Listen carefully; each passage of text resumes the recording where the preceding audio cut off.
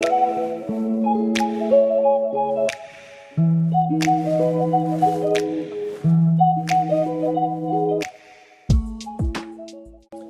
à tous, j'espère que vous allez bien en ce vendredi saint avec un ciel complètement magnifique. Journée venteuse et même froide, je vous dirais, au vent. Je suis en inspection en bâtiment. Alors, dans un premier temps, aujourd'hui, c'est un condo qu'on est venu inspecter. Donc, la question qui se pose, quand on achète un condo, est-ce qu'on est vraiment obligé de faire une inspection en bâtiment?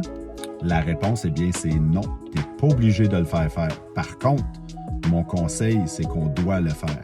Et il y a plusieurs bénéfices, autant pour le vendeur que pour l'acheteur.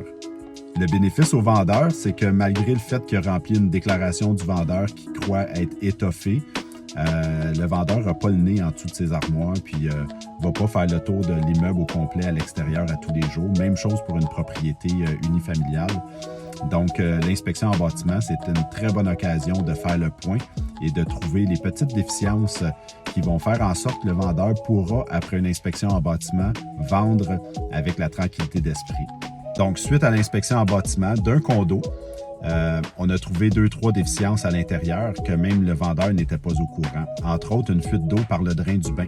Donc, l'inspecteur, quand il a essayé la champlure, ça s'est mis à couler sur le plancher. Et le condo, il est au 2e étage. Donc, le voisin d'en dessous, si on n'avait pas détecté la fuite, il y aurait des risques d'infiltration d'eau. Et là, on sait ce que ça peut causer. Aujourd'hui, je représente un couple. C'est un jeune couple qui achète un condo à Sainte-Thérèse qui est vraiment tout à fait magnifique. Il y a de la nervosité, il y a des questions dans l'air. Les visites sont somme toute assez courtes, quoiqu'on a eu le temps amplement de visiter. Mais nonobstant tout ça, veut pas, on n'a pas le même regard quand on revient en inspection en bâtiment. Sur la finale, qu'est-ce que je veux exprimer?